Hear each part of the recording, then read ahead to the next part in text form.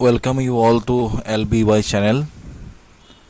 आज हम लोग मॉडर्न हिस्ट्री का पहला पार्ट शुरू करने वाले हैं।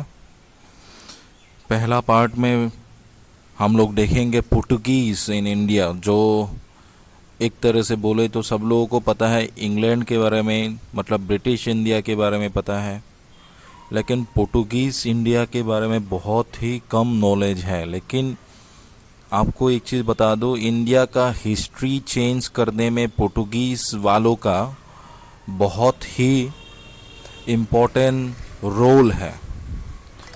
क्या इम्पोर्टेंट रोल है ये मैं आप लोगों के सामने आज आपको समझाऊंगा।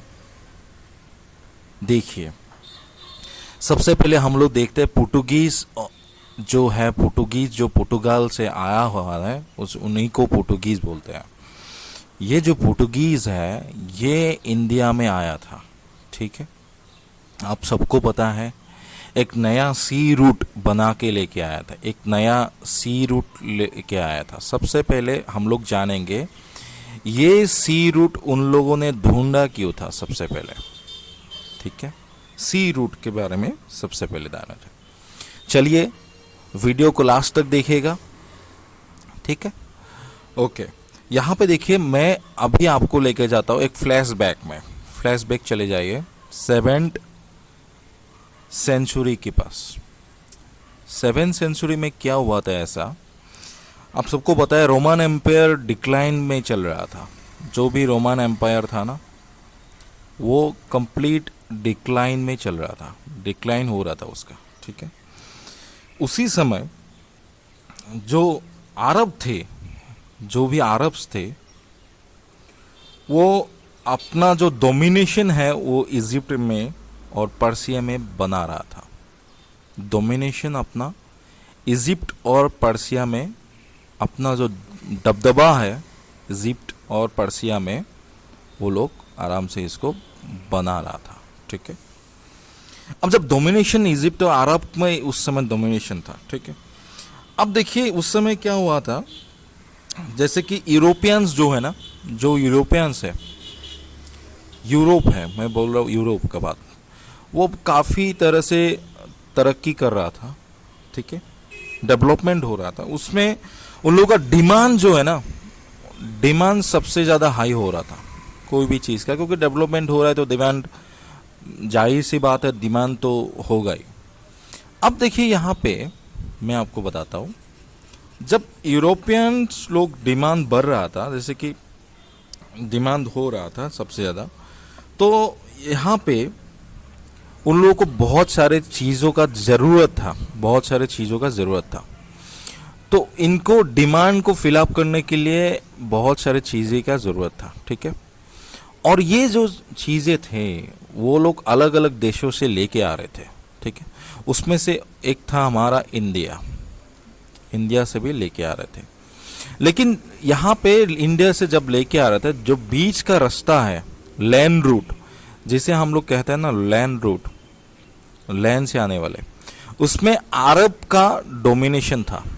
तो क्या हुआ, अरब जो है ना, वो इंडिया से खरीदते थे, फिर जाके यूरोप में बेचते थे, बहुत ही ज़्यादा प्राइस में बेचते थे वो लोग। कौन सा चीज़ों का बहुत ज़रूरत था, जैसे कि स्पाइसेस का, मसाला, जो स्पाइसेस थे ना, उनका बहुत ज़्यादा ज़रूरत था।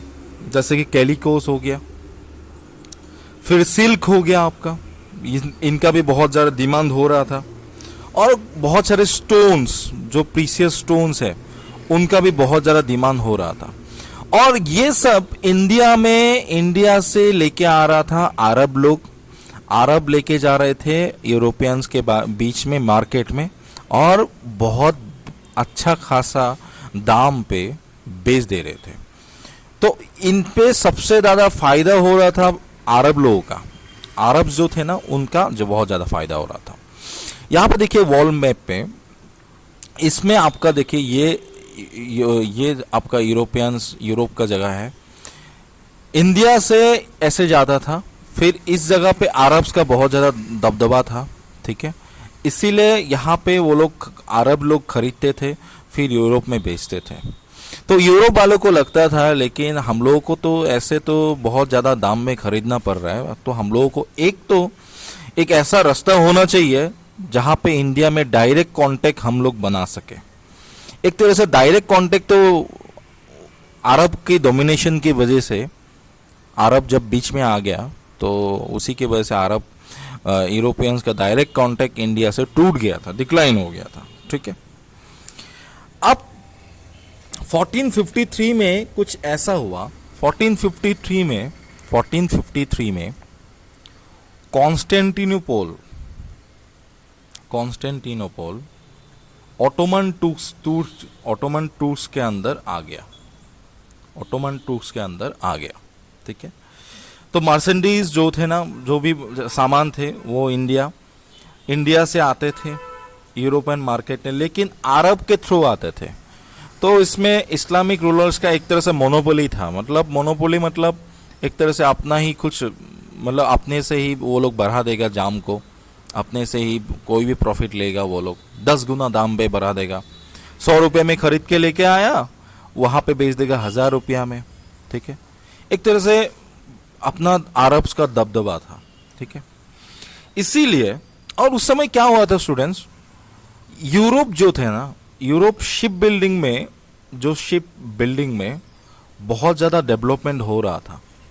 यूरोप्स का शिप बिल्डिंग में बहुत ज़्यादा डेवलपमेंट हो रहा था। शिप बिल्डिंग में बहुत ज़्यादा उन लोगों का, एक तरह से बोले तो बहुत ही ज़्यादा डेवलपमेंट हो रहा था शिप बिल्डिंग में। ठीक है, यहाँ पे देखिए वो लोग, यहाँ पे इकोनॉमिक डेवलपमेंट, देखिए इकोनॉमिक डेवलपमेंट होना चाहिए। ठीक है, इकोनॉमिक डेवलपमेंट हो रहा था, लेकिन उसमें ज़रूरत थे चीज़ों का, उन पर चीज़ों का बहुत दाम से खरीद के लेके आएगा तो एक तरह से इकोनॉमिक डेवलपमेंट रुक जाएगा। उसके लिए वो लोग चाहते थे कि एक डायरेक्ट कांटेक्ट इंडिया तक बनाया जाए। ठीक है, डायरेक्ट कांटेक्ट इंडिया तक बनाया जाए। ठीक है, उस समय एक पोर्टुगाल का प्रिंस थे, प्रिंस हेनरी थे ना, प्रिंस हेनरी थे पोर्टुगाल का, ये था पोर्टुगाल का प्रिंस। ठीक है, उनको एक नाम दिया था, नेविगेटर बोल के नाम बोलते थे, नेविगेटर। ठीक है, ये जो नेविगेटर था, इनको जो पोप निकोलस V, इन्होंने एक तरह से राइट दे दिया था।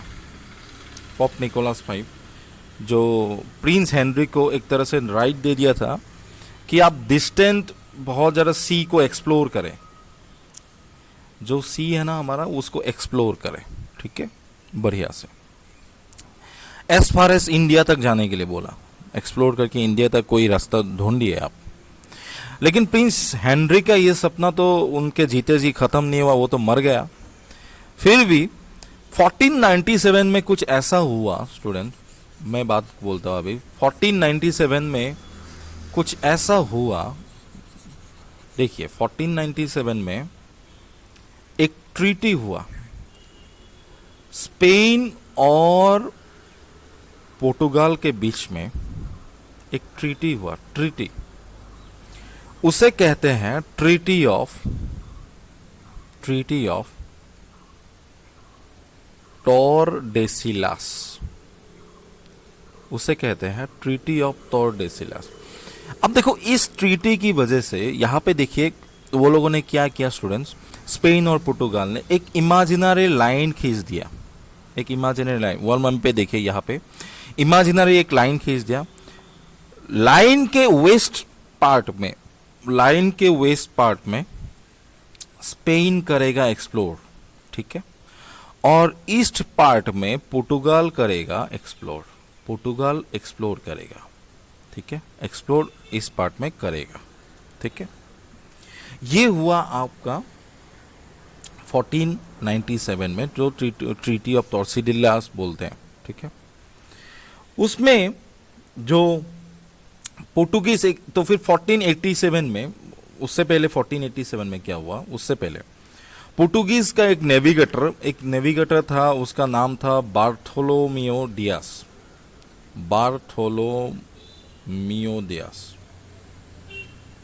उन्होंने कैप ऑफ गुड होप, मतलब मैं आपको दिखा देता हूँ, मतलब यहाँ पे पोर्टुगल यहाँ से आया, ठीक है, यहाँ से आया, कैप ऑफ गुड होप को क्रॉस करते हुए इस तरफ चला गया था, ठीक, इस तरफ चला गया था, अफ्रीका के इस तरफ, ठीक है, यहाँ पे चला गया।